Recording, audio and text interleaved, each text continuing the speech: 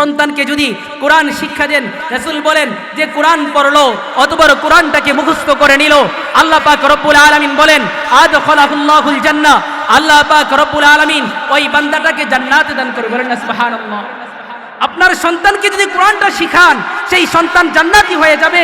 শুধু সে একাই জান্নাতি হবে না, এমন 10 জন সম্পর্কে সে সুপারিশ করতে পারবে যেই 10 জন সম্পর্কে জাহান্নাম ওয়াজিব হয়ে গেছে। বলেন না সুবহানাল্লাহ। আল্লাহ তাআলা এমন পাওয়ার দেবেন যেই পাওয়ারের মাধ্যমে সে 10 জনকে সুপারিশ করে কি করতে পারবে, জান্নাতে পৌঁছে দেবে। বলেন না সুবহানাল্লাহ। এর বাস্তবিক একটা ঘটনা বলি আপনাদেরকে, বাস্তবিক একটা চিত্র বলি।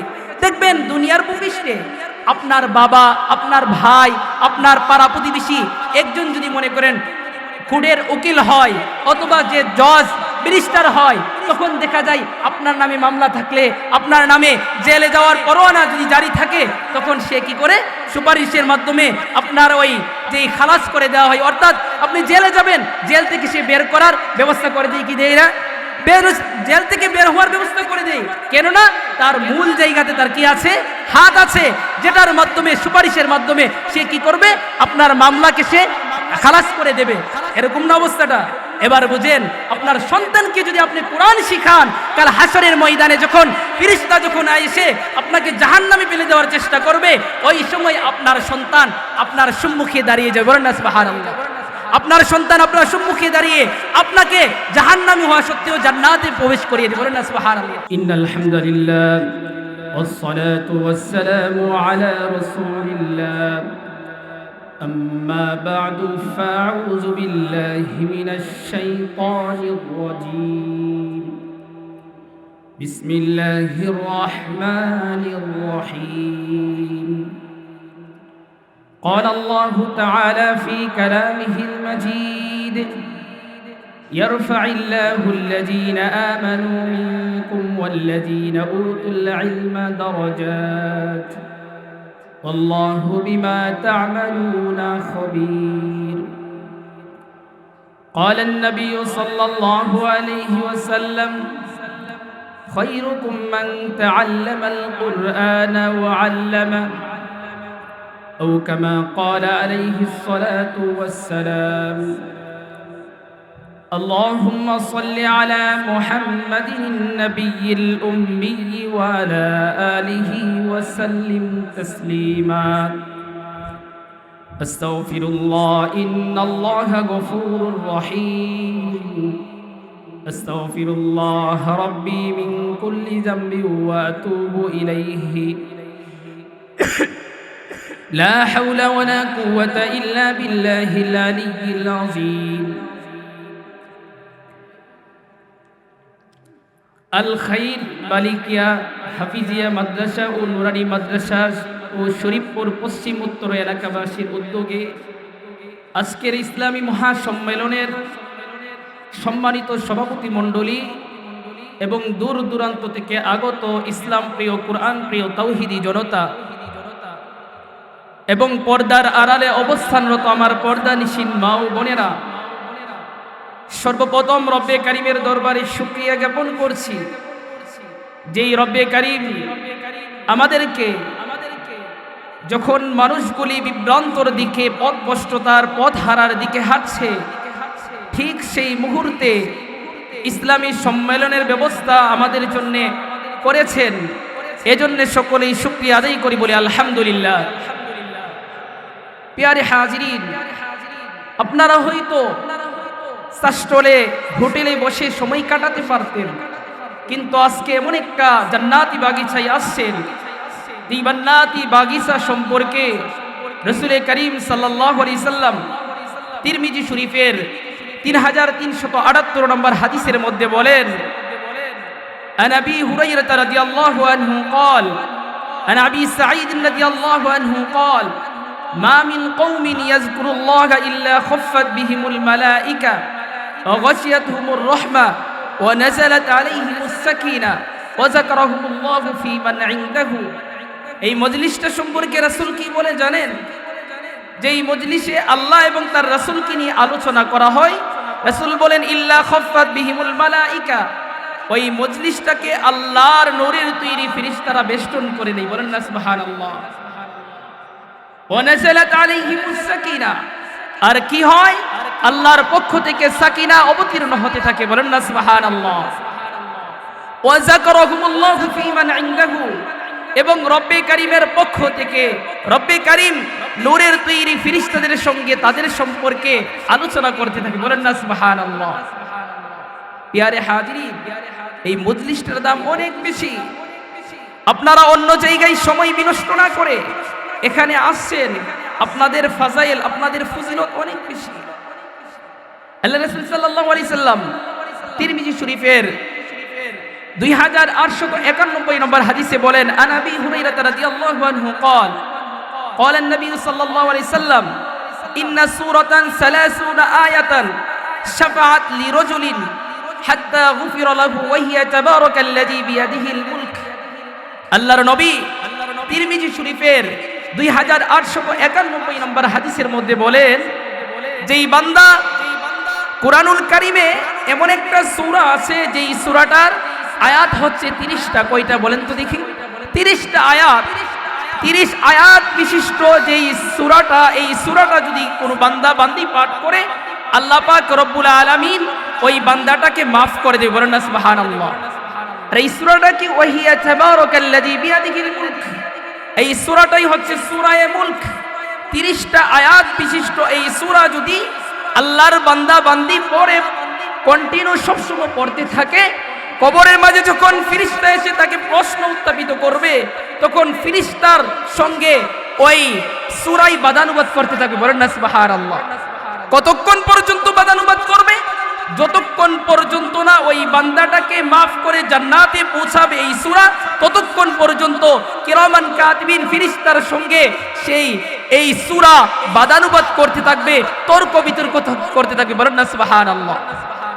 যেহেতু মাহফিলগুলি হয় আমল শেখার জন্যে, কিছু আমল নিয়ে যাওয়ার জন্যে, এজন্য আপনাদেরকে বলবো এই সূরাটার আমল করবেন তো ইনশাআল্লাহ। আল্লাহ তাআলা তৌফিক দান করুন, বলুন আমিন। আল্লাহ রাসূল সাল্লাল্লাহু আলাইহি সাল্লাম তিরমিজি শরীফের 2894 নম্বর হাদিসের মধ্যে বলেন, আন ইবনে আব্বাস রাদিয়াল্লাহু আনহু قال قال النبي صلى الله عليه وسلم اذا زلزلت تعدل نصف القران وقل هو الله احد تعدل ثلث القران وقل يا ايها الكافرون تعدل ربع القران।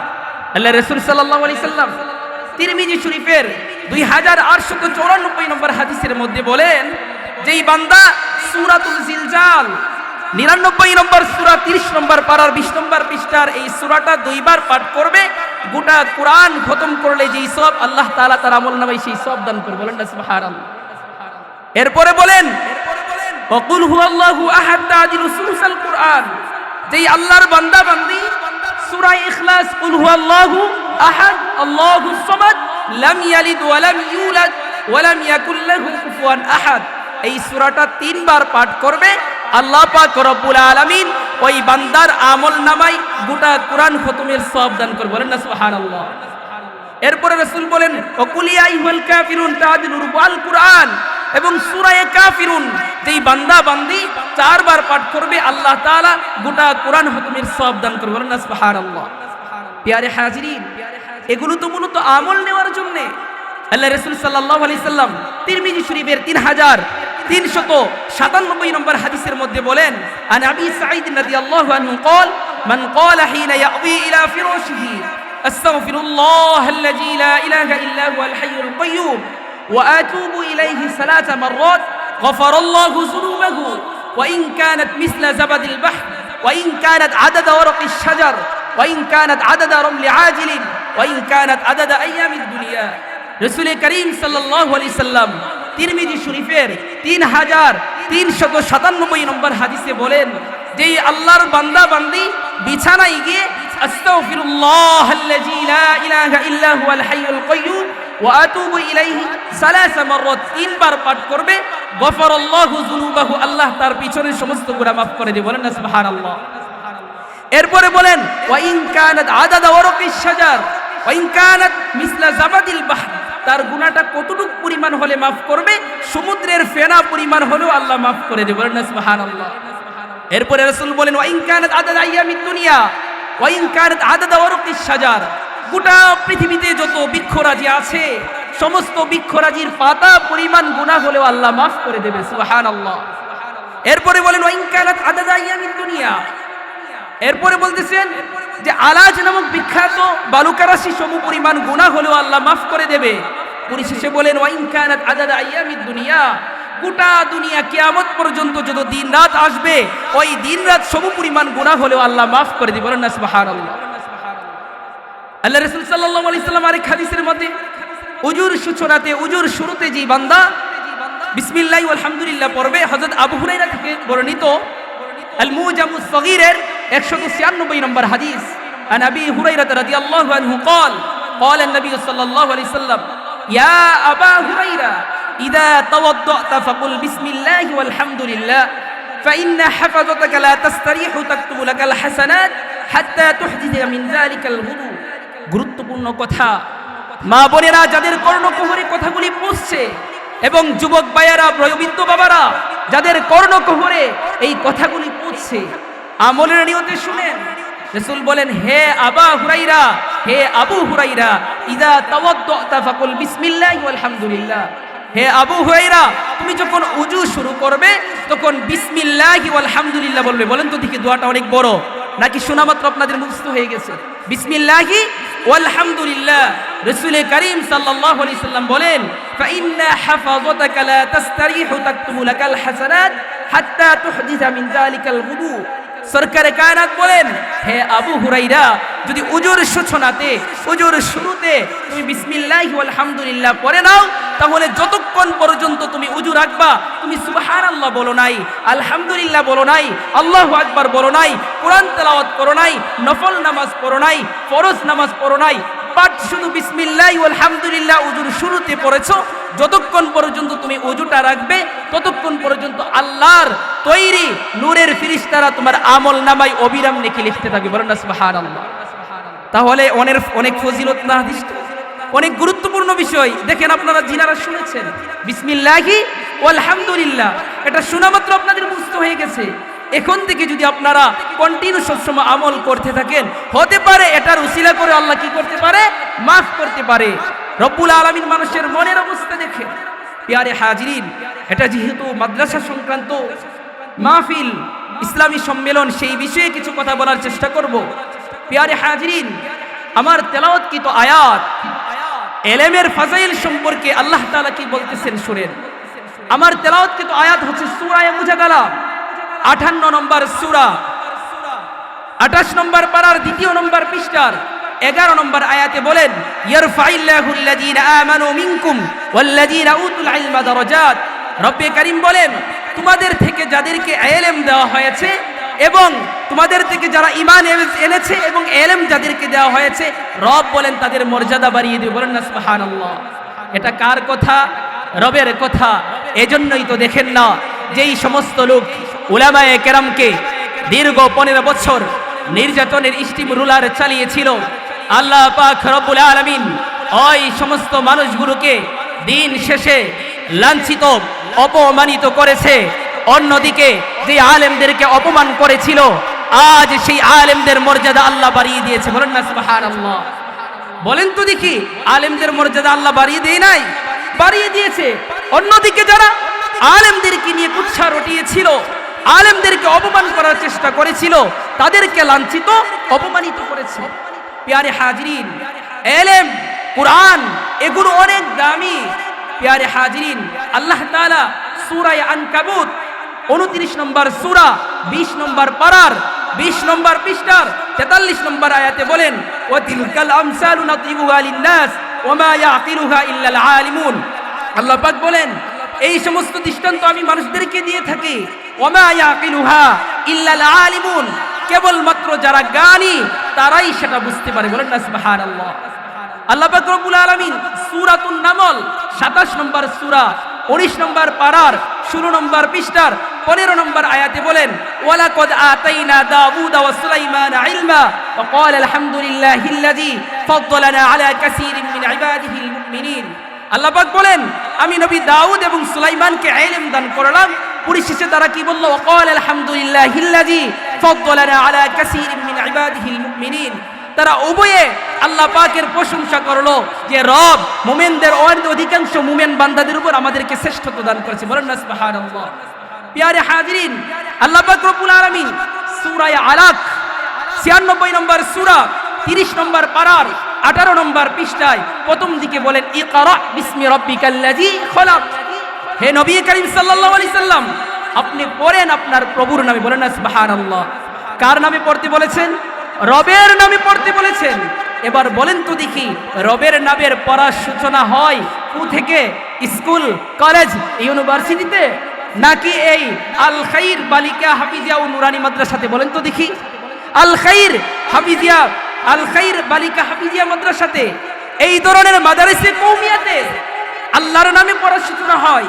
আল্লাহ পাক রব্বুল আলামিন সূরা মুহাম্মদ 47 নম্বর সূরা 26 নম্বর পারার 8 নম্বর পৃষ্ঠার 19 নম্বর আয়াতে বলেন ফা'লাম আন্নাহু লা ইলাহা ইল্লাল্লাহ। আল্লাহ বলেন জানো, শিখো। কি জানবে আর কি শিখবে? যে আন্নাহু লা ইলাহা ইল্লাল্লাহ, আল্লাহ ছাড়া কোনো ইলাহ নাই। কি নাই? আল্লাহ ছাড়া কোনো ইলাহ নাই। সেই ইলম কেবল আল খাইর বালিকা হাফিজিয়া মাদ্রাসা এবং এই ধরনের মাদ্রাসে কওমিয়াতে শিক্ষা দেওয়া হয়। মুসলমান ভাইরা, আপনারা যদি খেয়াল করে দেখেন, কোরআনের ইলম আল্লাহ পাক ছাড়া কোনো ইলাহ নাই। রব্বে কারীম একমাত্র রব। রব আমাদেরকে লালন পালন করেন। রব্বে কারীম আমাদেরকে খাওয়ান, আমাদেরকে পড়ান, আমাদের সব ব্যবস্থা করে দেন। এই শিক্ষা কেবল আল খাইর বালিকা হাফিজিয়া মাদ্রাসা এবং এই ধরনের মাদ্রাসে কওমিয়া এবং মসজিদে যেই ইমাম মুয়াজ্জিন আছেন ওনারা শিক্ষা দিয়ে থাকে। কথা ঠিক কিনা? প্রিয় হাজিরিন, আমাদেরকে বুঝতে হবে আল্লাহ পাক রব্বুল আলামিন সূরা বাকারার 31 নম্বর আয়াত 1 নম্বর পারার 5 নম্বর পৃষ্ঠায় বলেন ওয়া আল্লামা আদামাল আসমাআ কুল্লাহা সুম্মা আরাদাহুম আলাল মালাইকাতি। আল্লাহ পাক বলেন যে আমি আদমকে সমস্ত বিষয় বিক্ষরাজি অর্থাৎ ইলম শিক্ষা দিলেন। বলেন না সুবহানাল্লাহ। আল্লাহ পাক রব্বুল আলামিন আগে আদমকে ইলম শিক্ষা দিলেন, এরপর জান্নাতে বসবাসের ব্যবস্থা করলেন। সমস্ত অপকর্মের মূলই হচ্ছে জাহালাত, মূর্খতা। প্রিয় হাজিরিন, আল্লাহ তাআলা আদমকে কি করলেন? ইলম শিক্ষা দিলেন আগে। তারপর 35 নম্বর আয়াতে বলেন ওয়াকুলনা ইয়া আদম উসকুন আনতা ওয়া যাওজুকাল জান্নাতা ওয়া কুলা মিনহা রাগাদান হাইসু শি'তুমা ওয়া লা তাকরাবা হাযিহি আশ-শাজারাতা ফাতাকুনা মিনাজ জালিমিন। আল্লাহ বলেন ওয়াকুলনা ইয়া আদম উসকুন আনতা, আমি আদমকে বললাম তুমি এবং তোমার স্ত্রী জান্নাতে বসবাস করো। বলেন না সুবহানাল্লাহ। ওয়া কুলা মিনহা রাগাদান হাইসু শি'তুমা, তোমাদের যেখান থেকে ইচ্ছা সেখান থেকে খেতে থাকো। ওয়ালা তাকরাবা হাযিহি আশ-শাজারাতা ফাতাকুনা মিনাজ জালিমিন, তোমরা কিন্তু কি করিও না, এই বৃক্ষর কাছে যেও না, যদি যাও তোমরা জালেমদের অন্তর্ভুক্ত হয়ে যাবে। প্রিয় হাজিরিন, এই যে কথাটা বললাম, আল্লাহ পাক আদমকে প্রথম কি শিক্ষা দিলেন? ইলম শিক্ষা দিলেন, তারপর বসবাসের ব্যবস্থা করলেন। এজন্য প্রিয় হাজিরিন, আগে ইলম শিখেন, ইলমের ফাজাইল বুঝেন, কোরআন শিখেন, কোরআনের ফাজাইল বুঝেন, আপনার জীবন দামি হয়ে যাবে। প্রিয় হাজিরিন, সূরাতুল ফাতির 35 নম্বর সূরা 22 নম্বর পারার 16 নম্বর পৃষ্ঠার আয়াত নম্বর 28 আল্লাহ বলেন ইন্নামা ইয়াখশাল্লাহা মিন ইবাদিহিল উলামা। আল্লাহ বলেন উলামায়ে কেরামই কেবল আল্লাহকে ভয় করে। বলেন না সুবহানাল্লাহ। সূরাতুজ জুমারে 39 নম্বর সূরা 23 নম্বর পারার 18 নম্বর পৃষ্ঠার 9 নম্বর আয়াতে আল্লাহ বলেন কুল হাল ইয়াস্তাবিল্লাযীনা ইয়ালামুনা ওয়াল্লাযীনা লা ইয়ালামুন। নবী বলে দেন যারা জানে আর যারা জানে না তারা কোনোদিন সমান নাই। বলেন না সুবহানাল্লাহ। প্রিয় হাজিরিন, এভাবে অসংখ্য আয়াতে কারিমা তেলাওয়াত করা যাবে যেখানে ইলমের ফাজাইল ফজিলত বর্ণিত হয়েছে। প্রিয় হাজিরিন, দেখেন আপনারা অবশ্যই আবু জাহেলের নাম শুনেছেন। আবু জাহেলের নাম শুনেন নাই? শুনেছেন। কিন্তু আবু জাহেলের নাম কি আবু জাহেল নাকি আবুল হিকাম? বলেন আবুল হিকাম। তাকে আরবের কুফাররা, কাফেররা লিডার অর্থাৎ আবুল হিকাম জ্ঞানের বাবা মনে করত। কিসের বাবা? জ্ঞানের পিতা মনে করত। কিন্তু ইসলাম কি বলে? ইসলাম বলে তার নাম আবুল হিকাম নয়, তার নাম হচ্ছে আবু জাহাল। কেন? সে হচ্ছে মূর্খের পিতা, যেই ইলমের মাধ্যমে, যেই জ্ঞানের মাধ্যমে আল্লাহকে চিনে না, আল্লাহকে বুঝে না, রসুল করিম সাল্লাল্লাহু আলাইহি সাল্লামকে চিনে না, রসুলের আদর্শ বুঝে না, সে যত বড়ই জ্ঞানী হোক না কেন, সে পিএইচডি অর্জন করুক, সে ডক্টরেট অর্জন করুক, সে এমপি হোক, সে মন্ত্রী হোক, সে প্রাইম মিনিস্টার হোক, সে যা কিছু হোক না কেন, গোটা পৃথিবীর ক্ষমতাধরী হোক না কেন, রব্বে কারিমের কাছে সেই ব্যক্তির কোনো মূল্য নেই। সেই ব্যক্তি হচ্ছে আবু জাহাল মার্কা, কথা ঠিক কিনা? তাহলে কি বুঝলেন? যে আবু জাহালকে আবুল হিকাম উপাধি দিয়েছে, মানে জ্ঞানের বাবা বলেছে। কিন্তু ইসলাম বলে যেই ব্যক্তি কোরআন বুঝে না, আল্লাহ বুঝে না, রাসূলের আদর্শ বুঝে না, কোরআন বুঝে না, সে কি হতে পারে না? আবুল হিকাম হতে পারে না। তার লোকব হচ্ছে আবু জাহাল, কথা মূর্খের বাবা, কথা ঠিক কিনা? প্যারে হাজিরিন, তাহলে বুঝতে হবে আল্লাহ পাক রব্বুল আলামিন 55 নম্বর সূরা, সূরা রহমান 10 নম্বর পৃষ্ঠা 27 নম্বর পারাতে বলেন, আর রহমান আল্লামাল কুরআন খালাকাল ইনসান। রব্বে কারীম বলেন আর রহমান, রহমান তিনি, খালাকাল ইনসান তিনি মানুষ সৃষ্টি করলেন, আল্লামাহুল বায়ান এবং কি করলেন? কোরআন শিক্ষা দিলেন। রব বলেন আর রহমান আল্লামাল কুরআন খালাকাল ইনসান। রব বলেন রহমান তিনি, যিনি কি করলেন? কোরআন আগে শিক্ষা দিলেন, তারপর খালাকাল ইনসান মানুষ বানালেন। এবার বলেন তো দেখি, আপনাদেরকে একটা প্রশ্ন করি, বলেন তো দেখি, আমরা দুনিয়াতে আগে আসছি নাকি এলেম আগে শিখছি? আগে দুনিয়াতে আমরা আগে আসছি, এলেম শিখেছি পরে। কিন্তু রব এই বাচন ভঙ্গিমাই বললেন কেন? মুফাসসিরিনে কেরাম তাফসীরে কিতাবের মাঝে লিখেন যে এই কারণে আল্লাহ পাক রব্বুল আলামিন বলেন আর রহমান আল্লামাল কুরআন খালাকাল ইনসান, মানে আল্লাহ বলেন যে আমি মানুষকে আগে কোরআন শিক্ষা দিলাম, খালাকাল ইনসান অতঃপর মানুষ বানালাম। এই বাচন ভঙ্গিমাই বললেন কেন? এখানে মুফাসসিরিনে কেরাম বলেন যে ব্যক্তি কোরআনের ছোঁয়া লাগে নাই, কোরআন বুঝে নাই, কোরআন শিখে নাই, কোরআনের ছায়া তলে আসে নাই, কোরআন শিখে নাই, ওই ব্যক্তি কি হয় নাই? ওই ব্যক্তি আল্লাহর দরবারে কি নয়? মানুষ নয়। মানুষ তাহলে কারা? কোরআন শিক্ষায় শিক্ষিত যারা, তারাই কেবল রবের দরবারে মানুষ। বলেন না সুবহানাল্লাহ। তাহলে কি বুঝলেন? কোরআন শিক্ষা থেকে যদি আমি দূরে থাকি, তাহলে কি আমি মানুষ হতে পারবো? দুনিয়ার বাস্তবতার দিকে তাকিয়ে, দুনিয়ার শিক্ষা পিএইচডির দিকে তাকিয়ে হয়তো আমি দুনিয়াবি হাইসিয়তে শিক্ষিত হতে পারি, কিন্তু রবের দরবারে কি নয়? মানুষ নয়। দুনিয়াবি হাইসিয়তে আমি মানুষ হতে পারি, মানুষের দৃষ্টিতে আমি মানুষ হতে পারি, কিন্তু রবের দরবারে কি নয়? মানুষ নয়। সূরাত বনী ইসরাইল 17 নম্বর সূরা 15 নম্বর পারার 8 নম্বর পৃষ্ঠায় আল্লাহ পাক বলেন ওয়ালাকাদ কাররামনা বানি আদম। 70 নম্বর আয়াতে বলেন যে ওয়ালাকাদ কাররামনা বানি আদম, আমি বনি আদমকে সম্মানিত করলাম। বলেন না সুবহানাল্লাহ। মুফাসসিরিনে কেরাম বলেন সম্মানিত কিসের মাধ্যমে করেছে? ইলমে ওয়াহির মাধ্যমে। কিসের মাধ্যমে? বলেন বলেন। ইলমে ওয়াহির মাধ্যমে আল্লাহ তাআলা সম্মানিত করেছেন। প্যারে হাজিরিন, আল্লাহ রাসূল সাল্লাল্লাহু আলাইহি সাল্লাম তিরমিজি শরীফের 2907 নম্বর হাদিসের মাঝে বলেন খায়রুকুম মান তাআল্লামাল কুরআন ওয়া আল্লামা। আন উসমান ইবনে আফফান থেকে হাদিস বর্ণিত, রাসূল কারীম বলেন তোমাদের থেকে সর্বশ্রেষ্ঠ হচ্ছে ওই ব্যক্তি যে নিজে কোরআন পড়লো এবং অপরকে কোরআন শিক্ষা দিল। বলেন না সুবহানাল্লাহ। এই যে আল খাইর বালিকা আবিজা মাদ্রাসায় যেই শিক্ষক শিক্ষা দিচ্ছে এবং যারা শিখছে, এদের মর্যাদা সম্পর্কেই রাসূল বলেছেন যে খায়রুকুম মান তাআল্লামাল কুরআন ওয়া আল্লামা, তোমাদের থেকে শ্রেষ্ঠ সেই ব্যক্তি যে কোরআন শিক্ষা দিল অতঃপর সেই কোরআন শিখলো, অতঃপর কোরআন শিক্ষা দিল। বলেন না সুবহানাল্লাহ। মুস্তাদরিক হাকিমের এক হাদিসে বলেন আন বুরাইদাতুল আসলামী রাদিয়াল্লাহু আনহু قال মান ক্বারা সুম্মা আমিলা ওয়া উলবিসা বিহি ইয়াউমাল কিয়ামাতি তাজাম মিন নূর দাউহু মিসলু দাউই শামস ওয়া ইয়াকুসা ওয়ালিদাইহি হুল্লাতান লা ইয়াকুমু বিহিমা দুনিয়া ফায়াকুলান বিমা কুসাইনা হাযা ফায়ুকালু বিআখযি ওয়ালাদিকুমাল কুরআন।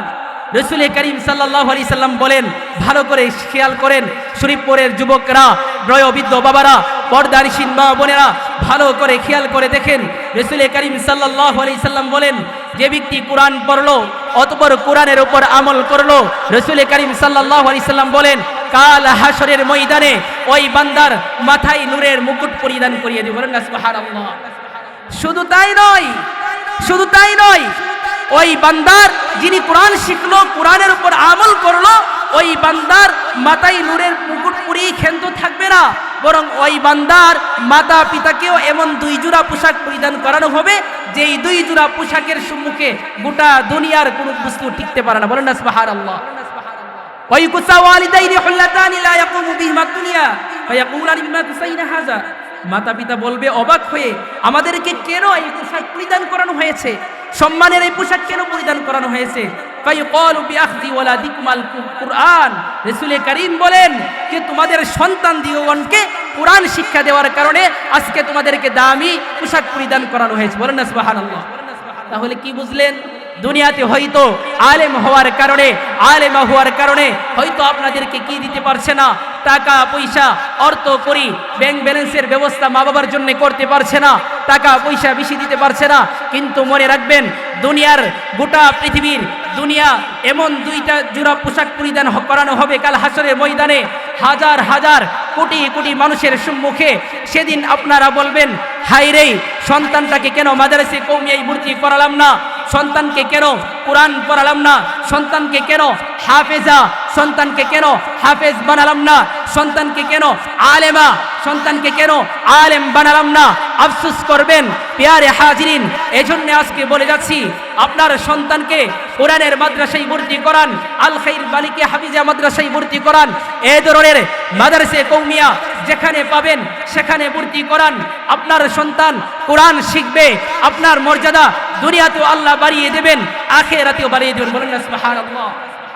প্রিয় হাজিরিন, সূরা রুম 30 নম্বর সূরা 21 নম্বর পারার 4 নম্বর পৃষ্ঠার 7 নম্বর আয়াতে রব বলেন, ইয়ালামুনা যাহিরাম মিনাল হায়াতিদ দুনিয়া ওয়া হুম আনিল আখিরাতি হুম গাফিলুন। যারা দুনিয়াবি শিক্ষায় শিক্ষিত, দুনিয়াবি শিক্ষায় যারা শিক্ষিত, আল্লাহ এদেরকে কি বলেন জানেন? ইয়ালামুনা যাহিরাম মিনাল হায়াতিদ দুনিয়া ওয়া হুম আনিল আখিরাতি হুম গাফিলুন, যে তারা আখিরাত সম্পর্কে কি গাফেল। প্রিয় হাজিরিন, আপনার সন্তানকে স্কুলে ভর্তি করান, আপনার সন্তানকে কলেজে ভর্তি করান, আপনার সন্তানকে ভার্সিটিতে ভর্তি করান। এতে আমরা আপনাদেরকে মানা করি না, বরং বলি আপনি বড় বড় ডাক্তার বানান, আপনি ইঞ্জিনিয়ার বানান, আপনি তাকে র্যাব পিডিআর আর্মি বানান, এটা আমরা মানা করি না। তবে হ্যাঁ, আমাদের একটা কথা হচ্ছে আপনার সন্তানটাকে আগে মুসলমান বানান। কথা ঠিক কিনা? মুসলমান হওয়ার পরে আপনি স্কুল কলেজ ইউনিভার্সিটি পাঠান, কোনো বাধা নেই, কোনো মামলা নেই, কোনো দামলা নেই। কিন্তু আপনার সন্তানটাকে কোরআন না শিখে স্কুল কলেজে পাঠাবেন না, সে পথভ্রষ্ট পথহারা হয়ে যাবে।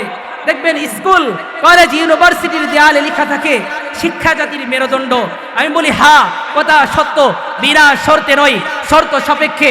যদি হয় সেই শিক্ষাটা কোরআনের শিক্ষা, যদি হয় সেই শিক্ষাটা রাসূল করিম সাল্লাল্লাহু আলাইহি সাল্লামের আদর্শের শিক্ষা, যদি হয় সেই শিক্ষাটা সাহাবায়ে কেরামের শিক্ষা, তাবেঈনদের শিক্ষা, তাবেঈনদের শিক্ষা, আইম্মায়ে মুজতাহিদিনের শিক্ষা, খুলাফায়ে রাশিদিনদের শিক্ষা, সালফে সালিহিনদের শিক্ষা, তাহলেই কেবল সেই শিক্ষাটা জাতির মেরুদণ্ড। কথা ঠিক কিনা?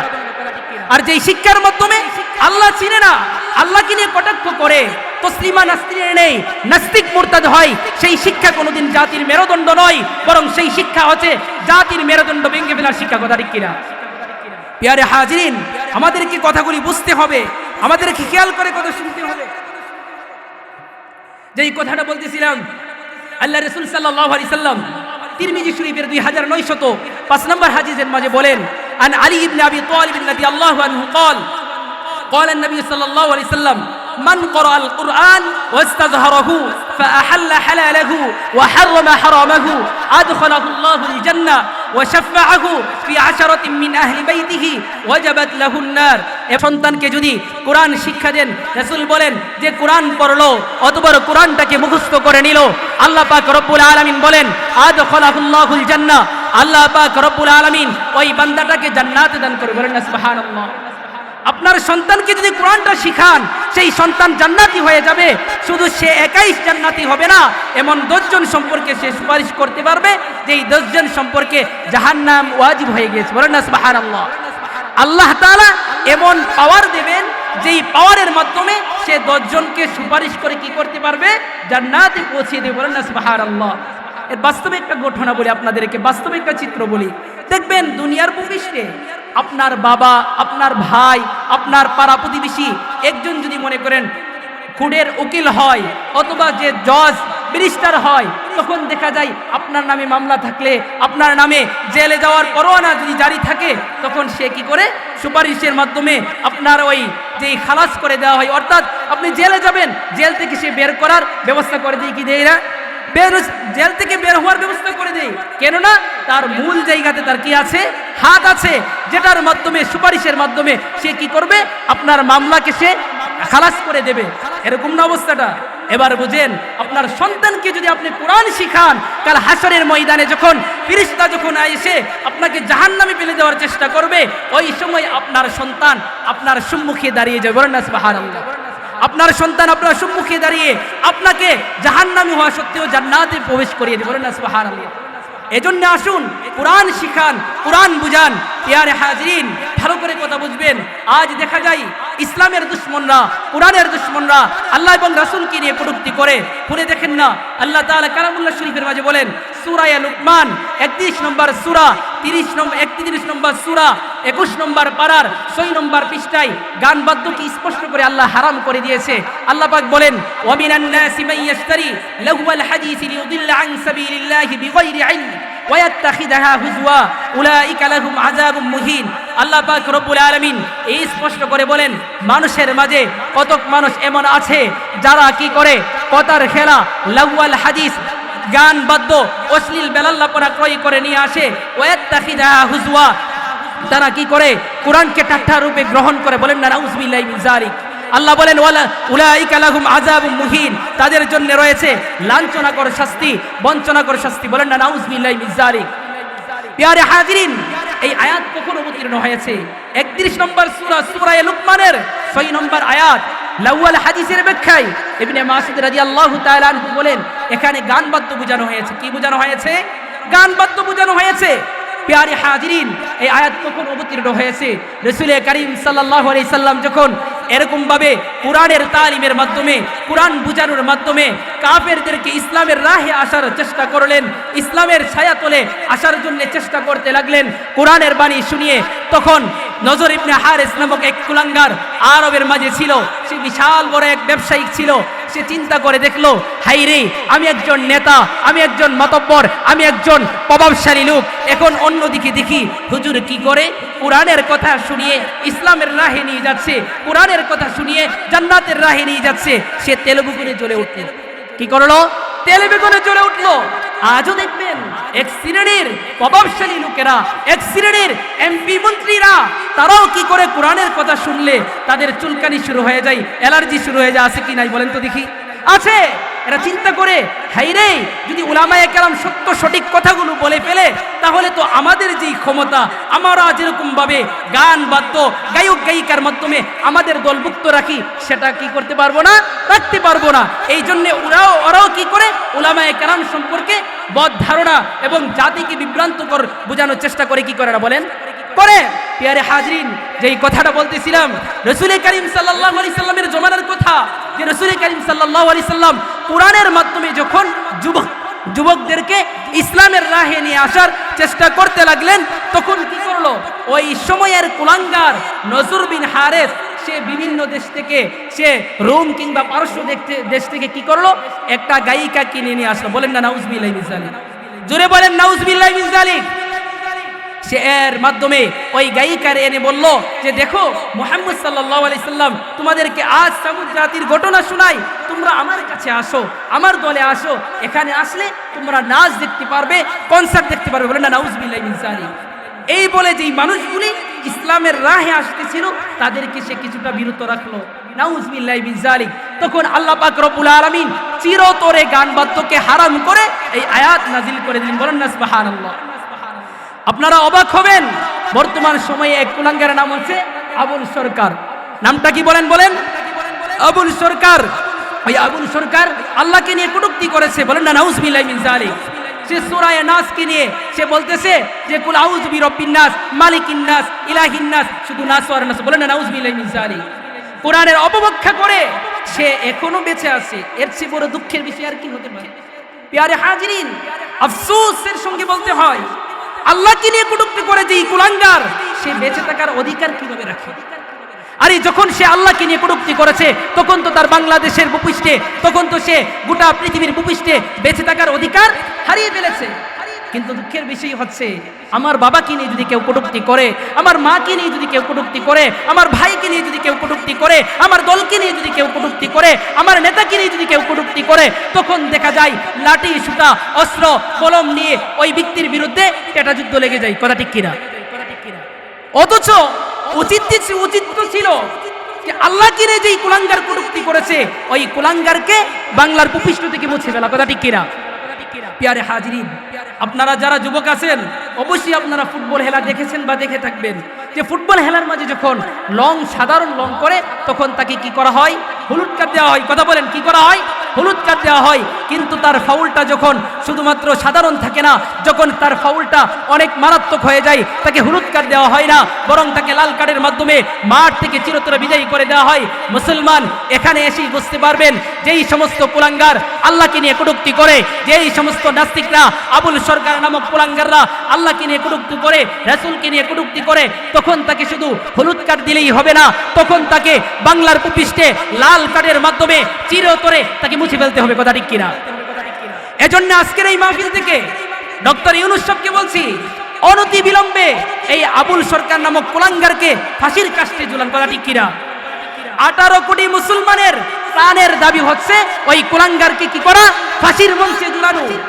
এজন্য বলছি ডক্টর ইউনূস সাহেব বাইতুল মুকাররমের সম্মুখে প্রকাশ্যে ওই কুলাঙ্গারকে ফাঁসির কাস্টে ঝুলান। এটা গোটা পৃথিবীর মুসলমানের দাবি। কথা ঠিক কিনা? প্রিয় হাজিরিন, নাস্তিক আর মুরতাদদের তাদের জবানের দাবি যদি এটা হয়, তাদের বাক স্বাধীনতার দাবি যদি এটা হয় আল্লাহকে নিয়ে কটূক্তি করা, তাহলে ইসলামের দাবি হচ্ছে ওই কুলাঙ্গারকে ওই কুলাঙ্গারের কল্লাটাকে উড়িয়ে দেওয়া। কথা ঠিক কিনা? প্রিয় হাজিরিন, আজকে আমাদের একের পর এক বালা মুসিবত কেন আসে? আল্লাহ রাসূল তিরমিজি শরীফের 2211 নম্বর হাদিসের মাঝে 14টা আলামত বলেছেন। তোর মধ্য থেকে 2টা আলামত হচ্ছে ওয়া যুহারাতিল কয়নাত ওয়াল মাআজিব ওয়া শুরিবাতিল খুমুর। রাসূল করিম সাল্লাল্লাহু আলাইহি সাল্লাম কি বলেন জানেন? যে বলেন যখন সমাজের মাঝে অশ্লীল বেলাল্লাপনা বেড়ে যাবে, কথা বলেন, সমাজের মাঝে গান বাদ্য এবং নায়ক গায়িকা যখন বেড়ে যাবে তখন আল্লাহর পক্ষ থেকে আযাব আর গজব আসবে। বলেন না নাউযুবিল্লাহি মিন যালিক। আপনারা কিছুদিন আগে দেখেছেন ভূমিকম্পের মাধ্যমে সারা বাংলাদেশকে কাঁপিয়ে দেওয়া হয় নাই? এগুলো কেন আসছে? এটার কারণটা যদি আমরা নির্ণয় না করি তাহলে তো আমরা বিপদ আর বালা মুসিবতে নিমজ্জিত হব। অশুরিবাতিল খুমুর, রাসূল করিম সাল্লাল্লাহু আলাইহি সাল্লাম বলেন যখন মদের সৈলাব সম্প্রসার হয়ে যাবে তখন কি হবে? ওয়ালানা আখিরু হাযিহিল উম্মতি আওয়ালাহা ফারতাকিবু ইনদা যালিকা রিহান হামরা ওয়া জালজালাতান ওয়া খাসফান ওয়া মাসখান ওয়া কসফান ওয়া আয়াতিন তাতাবাউ কারিজামিন কুতিয়া সিলকুহু ফাতাতাবা। রাসূল করিম সাল্লাল্লাহু আলাইহি সাল্লাম বলেন যখন সমাজে গায়ক গায়িকা নায়ক নায়িকা ঢোল তবলা আর মদের সৈলাব হয়ে যাবে, পূর্ববর্তী লোকেরা যখন পূর্ববর্তী লোকদেরকে লানত করতে থাকবে, তখন উম্মত তোমরা ভালো করে খেয়াল করো, তখন উম্মত তোমরা অপেক্ষা করো আল্লাহর পক্ষ থেকে অগ্নিবায়ু, আল্লাহর পক্ষ থেকে ভূমিধস ভূমিকম্প, এমনইভাবে মানব আকৃতি এগুলো হতে থাকবে। মুসলমান ভাইয়েরা, হাদিসের শেষ অংশে যেই কথাটা বলেছেন যে তসবিহ ছিঁড়ে যাওয়ার মাধ্যমে যেরকম ভাবে একের পর এক দানা পড়তে থাকে, রাসূল করিম সাল্লাল্লাহু আলাইহি সাল্লাম বলেন যখন পাপাচার বেড়ে যাবে, গান বাদ্য গায়ক গায়িকারা সম্মানে হয়ে যাবে, এদের যখন এই সৈলাব হয়ে যাবে তখন মনে রেখো তসবির দানা ছিঁড়ে যাওয়ার মাধ্যমে দানা যেরকম ভাবে পড়তে থাকে ঠিক সেরকম ভাবে আল্লাহর পক্ষ থেকে আযাব গজব, আল্লাহর পক্ষ থেকে ভূমিকম্প ভূমিধস আসতে থাকবে। বলেন না নাউযুবিল্লাহি মিন যালিক। তাহলে এবার বুঝিয়ে দেখেন, এবার খেয়াল করে দেখেন এই শাস্তিগুলো কেন আসছে আমাদের দেশে? এই ভূমিকম্প কেন আসছে? আমাদের পাপাচারের কারণে, আমাদের অশ্লীল বেলাল্লাপনা খারাপ কাজের কারণে। রাসূল করিম সাল্লাল্লাহু আলাইহি সাল্লাম তিরমিজি শরীফের 2169 নম্বর হাদিসে বলেন আন হুযাইফা ইবনে ইয়ামান রাদিয়াল্লাহু আনহু قال قال النبي صلى الله عليه وسلم والذي نفسي بيده لا تأمرن بالمعروف ولا تنهون عن المنكر أو لا يوشكن الله أن يبعث عليكم عقابا منه ثم تدعونه فلا يستجاب لكم। এই হাদিস শুনেন, রাসূল করিম সাল্লাল্লাহু আলাইহি সাল্লাম বলেন, ওই রবের কসম করে বলছি, যেই রবের কাছে আমার প্রাণ, ওই রবের কসম করে বলছি, যদি তোমরা সৎ কাজের আদেশ না করো আর অসৎ কাজের নিষেধ না করো, তাহলে শুনে রাখো উম্মতে মুসলিমা, ভালো করে শুনে রাখো, আল্লাহর পক্ষ থেকে আযাব আর গজব আসতে থাকবে। সুম্মা তাদউনাহু ফালা ইস্তাজাবু লাকুম, অতঃপর তোমরা রবের কাছে দোয়া করবে, সেই দোয়া কবুল হবে না। বলেন না নাউযুবিল্লাহি মিন যালিক। এজন্যই তো এত এত লক্ষ লক্ষ মাদ্রাসে কওমিয়া, এত এত লক্ষ লক্ষ মসজিদের ইমাম সাহেব, আলেমগণ, লক্ষ লক্ষ আলেমগণ এই আযাব, গনির জ্বর এরকম ভাবে ভূমিকম্প দূর হওয়ার জন্য দোয়া করে। দোয়া কি হবে না? রাসূল বলেন, সুম্মা তাদউনাহু ফালা ইস্তাজাবু লাকুম, যদি তোমরা সৎ কাজের আদেশ না করো, অসৎ কাজের নিষেধ না করো, আল্লাহর পক্ষ থেকে শাস্তি আর বালা মুসিবত আসবে, অতঃপর তোমরা হাত উঠিয়ে দোয়া করবে, দোয়া কবুল হবে না। বলেন না নাউযুবিল্লাহি মিন যালিক। এজন্য আলেমের দায়িত্ব কি? আলেমের দায়িত্ব আল্লাহ রাসূল সাল্লাল্লাহু আলাইহি সাল্লাম তিরমিজি শরীফের 2172 নম্বর হাদিসে বলেন, আন আবি সাঈদ রাদিয়াল্লাহু আনহু قال من راى منكم منكرا فليغير بيده فان لم يستطع فبلسانه فان لم يستطع فبقلبه وذلك اضعف الايمان। রাসূল করিম সাল্লাল্লাহু আলাইহি সাল্লাম এই স্পষ্ট করে বলেন, তোমরা যখন মন্দ কর্ম দেখতে পাবে, অশ্লীল বেলাল্লাপনা দেখতে পাবে, হারাম কাজ দেখতে পাবে, তোমরা হাতের মাধ্যমে বাধা দিবে। বলেন না সুবহানাল্লাহ। এই দায়িত্বটা কার? বর্তমানে যারা প্রশাসনের দায়িত্বে আছে, বর্তমানে যারা আর্মি, বিডিআর, পুলিশ আছে, যারা, এদের দায়িত্ব হচ্ছে পৃথিবীর ভূপৃষ্ঠে, বিশেষ করে বাংলাদেশের যেখানে যেখানে গান বাদ্য, আউলার ফাউল নামক কুলাঙ্গাররা গান বাদ্য করে, সেগুলোকে হাতের মাধ্যমে কি করা? মোচন করে দেওয়া, দূরীভূত করে দেওয়া। কথা ঠিক কিনা? এখন আমি আলেম, ভালো করে খেয়াল করবেন, মিডিয়া তো মনে করেন আলেমদেরকে জঙ্গি নাটক সাজাচ্ছে না? দীর্ঘ 15 বছর বাংলার ফ্যাসিস্ট ফেরাউন শেখ হাসিনা থাকতে আলেমদেরকে, বুজুর্গ আল্লাহওয়ালা আলেমদেরকে কি করেছেন? জঙ্গি নাটক সাজায় কি সাজায় নাই? জঙ্গি নাটক সাজিয়েছে। এজন্য আলেমরা হাতে তরবারি নেবে না, বরং প্রশাসন যিনারা আছেন, পুলিশ, আর্মি, র্যাব, বিডিআর যিনারা আছেন, আনসার বাহিনী যিনারা আছেন, ওনারা যখন দেখতে পাবে সমাজে অশ্লীল বেলাল্লাপনা কাজ চলছে, সেটা হাতের মাধ্যমে কি করা? বাধা দেওয়া। এখন আলেমরা কি করবে? ওমাল্লাম ইয়াস্তাতি ফাবিলিসানিহি, আল্লাহ রাসূল বলেন, যারা কি করে নাই, হাতের মাধ্যমে বাধা দেওয়ার সক্ষমতা রাখে না, এরা কমসে কম জবানের মাধ্যমে বাধা দেবে। বলেন না সুবহানাল্লাহ। কিসের মাধ্যমে? জবানের মাধ্যমে বাধা দেবে। এই জন্যই তো আল্লামা মুফতি হাফিজ মাওলানা কামরুজ্জামান সাহেব বারাকাতুহু আলিয়া, উনি আজকে এই মাহফিলের ইন্তজাম করে উলামায়ে কেরাম এসে যেন জবানের মাধ্যমে গান বাদ্য, অশ্লীল বেলাল্লাপনা কাজ দূরীভূত করার কথা বলে সেই ব্যবস্থা করেছেন। কথা ঠিক কিনা? এজন্য আসুন, আমি আর আপনি মনে করেন হাত দিয়েও বাধা দিতে পারলাম না, এমনই ভাবে আমি জবান দিয়েও বলতে পারলাম না, অমাল্লাম ইয়াসতি ফাবিলিসানিহি ওয়াযালিকা আদআফুল ঈমান। যদি আমি জবান দিয়েও বাধা না দিতে পারি, কমসে কম অন্তর দিয়ে কি করব? খারাপ অশ্লীল বেলাল্লাপনা কাজকে ঘৃণা করব। কি করব বলেন? অশ্লীল বেলাল্লাপনা কাজকে ঘৃণা করব। প্রিয় হাজিরিন, ঘৃণা কখন করব? যদি আমার বন্ধুটা হয় সুদকুর আর ঘুষখোর আর হারাম আর গাঁজাখোর, পেন্সিখোর, তখন বাধা দেব? তখন কি বলবো? না, তখন কি ঘৃণা করব? করব না। এজন্যে আমি বন্ধুটা বানাতে হবে সৎ লোককে দেখে। কাকে দেখে? সৎ লোক দেখে আমাদেরকে বন্ধু বানাতে হবে। আল্লাহ তাআলা সূরা তাওবা 9 নম্বর সূরা 11 নম্বর পারার 5 নম্বর পৃষ্ঠায় বলতেছেন, 19 নম্বর আয়াতের মাঝে 119 নম্বর আয়াতে, যে ইয়া আইয়ুহাল্লাযীনা আমানুত্তাকুল্লাহ ওয়া কুনু মা'আস সাদিকিন। আল্লাহ বলেন, হে ঈমানদারগণ, রবকে ভয় করো। বলেন না সুবহানাল্লাহ। ওয়া কুনু মা'আস সাদিকিন, তারপর সৎ লোকদেরকে সঙ্গ বানাও। আজকে গান বাদ্য, অশ্লীল বেলাল্লাপনা কেন বাধা দিচ্ছি না? আমি দেখি আমার বন্ধুই নাচতেছে, গান গাইতেছে, তখন তার প্রতি একটু কি হয়ে যায়? নমনীয় হয়ে যায়। প্রিয় হাজিরিন, আল্লাহ তাআলা বলতেছেন, মুহাম্মাদুর রাসূলুল্লাহ ওয়াল্লাযীনা মাআহু আশিদ্দাউ আলাল কুফফার। সূরা ফাতহের শেষ দিকে বলতেছেন যে মুহাম্মদ সাল্লাল্লাহু আলাইহি সাল্লাম এবং ওনার সঙ্গী সাথী যারা হবে, এরা কি হবে? মুমিনদের প্রতি নমনীয়, কাফের, মুশরিক, নাস্তিকদের প্রতি কি হবে? কঠোর হবে। আল্লাহ তাআলা আমাদেরকে কঠোর হওয়ার তৌফিক দান করুন, বলুন আমিন। প্রিয় হাজিরিন, আমি আপনাদেরকে সূরা ফুরকান 25 নম্বর সূরা 19 নম্বর পারার 1 নম্বর পৃষ্ঠার 27, 28, 29 নম্বর আয়াত তেলাওয়াত করে শোনালেই বুঝতে পারবেন।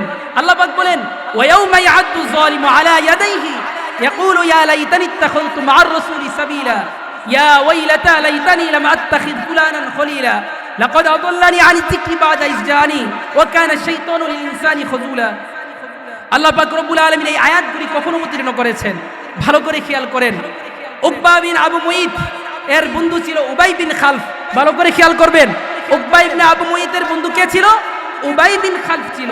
সাধারণভাবে দেখবেন আপনাদের এই শরীফপুরও এরকম বড়লোক ধনাঢ্য ব্যক্তি থাকতে পারে যে মনে করেন বিদেশে থাকে, ঢাকায় থাকে, অথবা তার লক্ষ কোটি টাকার বিজনেস আছে, ব্যবসা বাণিজ্য আছে। সে যখন 1 বছর পরে অথবা 2 বছর পরে গ্রামে আসে তখন এমনিতে দেখবেন 2-4টা মহিষ অথবা গরু ফেলে দিয়ে খানার ব্যবস্থা করে, কি করে না? খানার ব্যবস্থা করে। প্যারে হাজিরিন, তো ওই সময়ের মাঝে উকবা বিন আবু মুইত বড় এক ব্যবসায়ী ছিল, সে খানার ইন্তজাম করেছিল। কি করেছিল? খানার ইন্তজাম করেছিল। আর ওই খানার মাঝে আল্লাহর রাসূল সাল্লাল্লাহু আলাইহি সাল্লামকে আমন্ত্রণ জানিয়েছিল। বলেন না সুবহানাল্লাহ। সাধারণভাবে দেখবেন আপনাদের এই এলাকায় যদি বড় একজন ধনাঢ্য ব্যক্তি আসে আর খানার ব্যবস্থা করে, হুজুরের কাছে দাওয়াত পাঠাই কি পাঠাই না? অবশ্যই পাঠাই। আপনাদের এই শরীফপুরে এই মসজিদ, কেন্দ্রীয় মসজিদ, ইমাম সাহেবের কাছে প্রথম এই দাওয়াতটা পৌঁছে রাসূল করিম সাল্লাল্লাহু আলাইহি সাল্লামের কাছেও সেই অনুপাতে দাওয়াত পৌঁছেছিল। রাসূল বলেছেন, হে উকবা ইবনে আবু মুইত, ভালো করে কথাগুলো খেয়াল করবেন। হে উকবা ইবনে আবু মুইত, আমি তোমার দাওয়াত গ্রহণ করলাম। বলেন না সুবহানাল্লাহ। কিন্তু এখানে রাসূল একটা কাজ করলেন, সেটা কি? রাসূল করিম সাল্লাল্লাহু আলাইহি সাল্লাম বললেন, হে উকবা, আমি তোমার দাওয়াত গ্রহণ করেছি, তবে একটা কাজ যে তোমার করতে হবে। তখন সে তো সম্মানিত ব্যক্তি, লক্ষ লক্ষ মানুষ, হাজার হাজার মানুষের সম্মুখে রাসূল করিম বললেন, তখন বললেন, জি হুজুর, বলেন আপনি কি? তখন রাসূল বললেন, হে উকবা, তুমি কালিমা শাহাদাত, কালিমাটা তুমি পড়ে না। বলেন না সুবহানাল্লাহ। তুমি যদি কালিমাটা পড়ে নাও তাহলে তোমার খানা আমি গ্রহণ করব, আর না হয় গ্রহণ করব না। বলেন না সুবহানাল্লাহ। এরকম আপনাদের এই শরীফপুরেও কেন্দ্রীয় মসজিদ, এই মসজিদ আরো যারা আছেন ওনারাও এই কৌশল অবলম্বন করতে পারেন। যেন একজনের সঙ্গে মহাব্বত থাকলে, যে ভাই তুমি তো নামাজটা পড়ো না, তুমি তো আমাকে দাওয়াত দিয়েছো, আমি দাওয়াত গ্রহণ করলাম, তুমি যে আল্লাহর বিধানাবলী মেনে চলো না, তুমি আল্লাহর বিধানাবলী মেনে চলো, আমি তোমার খানা খাবো। তো প্যারে হাজিরিন, যে এই কথাটা বলতেছিলাম, রাসূল করিম সাল্লাল্লাহু আলাইহি সাল্লাম এই কৌশল অবলম্বন করে উকবা ইবনে আবু মুইতকে বললেন, হে উকবা ইবনে আবু মুইত, তুমি কি করো? ইসলামটাকে গ্রহণ করে নাও। যদি ইসলামটাকে গ্রহণ করো তাহলে আমি তোমার খানা খাবো। বলেন না সুবহানাল্লাহ। সে যেহেতু সম্মানিত ব্যক্তি উকবা ইবনে আবু মুইত ছিল, তো দাওয়াত দেওয়ার পরে রাসূল করিম সাল্লাল্লাহু আলাইহি সাল্লামের দাওয়াত গ্রহণ করলেন। কিন্তু দুঃখের বিষয় হচ্ছে তার বন্ধুটা ছিল এক কুখ্যাত কুলাঙ্গার, এক কাফের। উকবা ইবনে আবু মুইতের বন্ধু ছিল উবাই ইবনে খালফ। বলেন না কে? উবাই ইবনে খালফ। সে যখন শুনতে পেল যে তার বন্ধু উকবা ইবনে আবু মুইত মুহাম্মদ আরবি সাল্লাল্লাহু আলাইহি সাল্লামের হাতে ইসলাম ধর্ম গ্রহণ করেছে, সে তেলেবু করে জ্বলে উঠেছে। সে বলতেছে, হে উকবা ইবনে আবু মুইত, তুমি যদি আমার সঙ্গে সম্পর্ক অটুট রাখতে চাও তাহলে মুহাম্মদের কালিমা ছুঁড়ে মারতে হবে। শুধু মারলেই হবে না, মুহাম্মদের কালিমা তুমি পরিত্যাগ করলেই হবে না, বরং তুমি মুহাম্মদ সাল্লাল্লাহু আলাইহি সাল্লামকে থুথু নিক্ষেপ করতে হবে। বলেন না নাউযুবিল্লাহি মিন যালিক। সে ওই বন্ধুকে মন সন্তুষ্ট রাখার জন্যে সে রাসূল করিম সাল্লাল্লাহু আলাইহি সাল্লামের সম্মুখে এসে সে মুহাম্মদ সাল্লাল্লাহু আলাইহি সাল্লামের সম্মুখে কালিমাকে ছুঁড়ে মারলেন এবং থুথু নিক্ষেপ করলেন। রাসূল করিম সাল্লাল্লাহু আলাইহি সাল্লাম অত্যন্ত ব্যথিত হলেন, অত্যন্ত ক্রোধান্বিত হলেন, মনের মাঝে ব্যথা আসলেন।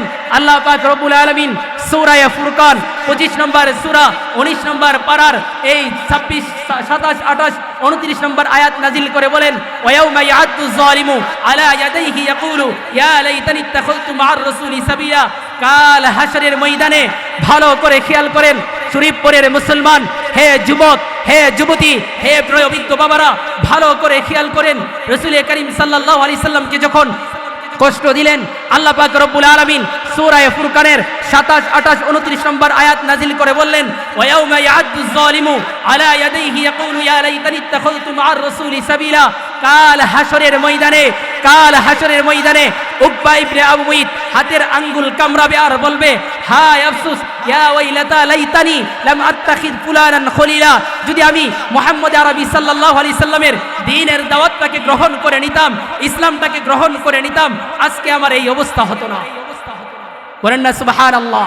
কাল হাশরের ময়দানে কি বলবে? আফসোস করে বলবে, হায় আফসোস, মুহাম্মদকে যদি আমি সঙ্গ হিসেবে গ্রহণ করতাম। দেখবেন সমাজে একটা প্রবাদ বাক্য আছে, সুহবতে সালেহ তুরা সালেহ কুনাত, সুহবতে সালেহ তুরা সালেহ কুনাত, যে সৎ সঙ্গে স্বর্গবাস, অসৎসঙ্গ স্বর্গবিনাশ। এজন্য পেয়ারে হাজিরিন, আমরা যদি আল্লাহওয়ালা বুজুর্গদেরকে গ্রহণ করি আমাদের জীবন দামি হয়ে যাবে। যে এই কথাটা বলতেছিলাম, ওয়ায়াউমা ইয়া'আদ্দু যালিমু আলা ইয়াদাইহি ইয়াকুলু ইয়া লাইতানি ইত্তাখাযতু মা'আর রাসূলি সাবিলা ইয়া ওয়াইলাতা লাইতানি লাম আত্তাখিয ফুলানান খলিলা লাকাদ আদাল্লানি আনি যিকরি বাদা ইয জাআনি। রাসূল কারীম বলেন, আল্লাহ তাআলা বলতেছেন যে সে কাল হাসরের ময়দানে বলবে আমার কাছে তো সত্য এসেছিল কিন্তু আমি তো সত্যকে গ্রহণ করি নাই, আফসোস করতে থাকবে। এই জন্য আসুন রাসূল কারীম সাল্লাল্লাহু আলাইহি সাল্লাম তিরমিজি শরীফের 2378 নম্বর হাদিসে বলেন, আন আবি হুরায়রা রাদিয়াল্লাহু আনহু قال قال النبي صلى الله عليه وسلم الرجل على دين خليله فلينظر احدكم من يخالل। রাসূল কারীম সাল্লাল্লাহু আলাইহি সাল্লাম বলেন যে মানুষ তার বন্ধুর স্বভাব চরিত্র গ্রহণ করে থাকে, সুতরাং মানুষের উচিত যে সে কাকে বন্ধু বানিয়েছে। তার বন্ধুটা যদি হয় সুদখোর, সুদের স্বভাব গ্রহণ করে ফেলবে। তার বন্ধুটা যদি হয় ঘুষখোর, ঘুষের স্বভাব সে গ্রহণ করে ফেলবে। তার বন্ধুটা যদি হয় মদখোর, মদের স্বভাব সে গ্রহণ করে ফেলবে। তার বন্ধুটা যদি হয় গাঁজাখোর, গাঁজার স্বভাব সে গ্রহণ করে ফেলবে। এই জন্য রাসূল বলেন তিরমিজি শরীফের 2300 নম্বর হাদিসের মাঝে 378 নম্বর হাদিসে বলেন মানুষ তার বন্ধুর স্বভাব চরিত্র গ্রহণ করে থাকে। অতএব তোমরা আসো যে সৎসঙ্গ গ্রহণ করো, মানুষে যেন সৎসঙ্গ গ্রহণ করে। এই হাদিসের মাঝে রাসূল সেটা বুঝিয়েছে। বলেন না সুবহানাল্লাহ। আমাদের উস্তাদ জামি ইউনুসিয়ার প্রিন্সিপাল সাহেব আল্লামা মুফতি মুরাদুল্লাহ সাহেব দামাত বারাকাতুহু আসছেন। আমি আর কথা লম্বা করব না, শেষ ছেড়ে দিচ্ছি। হুজুর গোটা পৃথিবীর বিশেষ করে বাংলাদেশের সমস্ত বড় বড় টপ লেভেলের আসাতিজে কেরাম, টপ লেভেলের উলামায়ে কেরামের উস্তাদ, আল্লাহু আকবার। আল্লাহ হযরতের নেক হায়াত বাড়িয়ে দেন। বলেন সুবহানাল্লাহ। আল্লাহ তাআলা হযরতকে গোটা পৃথিবীর জন্য আল্লাহ তাআলা কবুল করে যে ওনার নেক হায়াত বাড়িয়ে দেন। বলেন আমিন। প্রিয় হাজিরিন, আমি যেই কথাটা বলতেছিলাম, আমরা যদি কোরআন সুন্নাহ অনুযায়ী আমরা যদি আলেমদেরকে মহব্বত করি, আমরা যদি আল্লাহ এবং তার রাসূলকে মহব্বত করি, আমরা দামি হয়ে যাব। প্রিয় হাজিরিন, যারা কোরআন গ্রহণ করবে তারা দামি হয়ে যাবে। এজন্যই বলি তোমরা যারা কোরআনকে গ্রহণ করো না, ইসলাম জিতবে তোমাদেরকে নিয়ে কিংবা তোমাদেরকে ছাড়া। তবে একথা মনে রেখো, ইসলাম ছাড়া তোমরা হারিয়ে যাবে, হেরে যাবে, এটাই চিরসত্য কথা। ইসলাম ছাড়া আবু জাহেল, আবু লাহাব, উতবা, শাইবারা হারিয়ে গেছে। অন্যদিকে হযরতে আবু বকর সিদ্দিক, অন্যদিকে হযরত উসমান ইবনে আফফান, অন্যদিকে হযরতে আলী রাদিয়াল্লাহু তাআলা আনহু, অন্যদিকে হযরতে বেলাল হাবশী, সুমাইয়া রাদিয়াল্লাহু তাআলা আনহা, ওনারা কি হয়েছেন? দামি হয়েছেন। এজন্য আজকে আসুন ইসলাম বুঝুন, ইসলাম মানুন, ইসলাম নিয়ে চলার তৌফিক দান করুন। সকলে বলুন আমিন। হযরতকে বসিয়ে রেখে আমার মতো অদম নগণ্য ব্যক্তি কথা বলার যোগ্যতা রাখে না। হযরতের কাছে বিনীত হাত জোড় করে বলছি, হযরত আমাকে ক্ষমার দৃষ্টিতে দেখবেন। আল্লাহ তাআলা হযরতের নেক হায়াত দান করুক। ওনার কথা শুনে আমাদের দ্বীন, ঈমান, আখলাক সব পরিশুদ্ধ করার তৌফিক দান করুক। সকলে বলুন আমিন। নাসরুম মিনাল্লাহি ওয়া ফাতহুন করিম ওয়া বাশশিরিল মুমিনিন। আসসালামু আলাইকুম ওয়া রাহমাতুল্লাহি ওয়া বারাকাতুহু।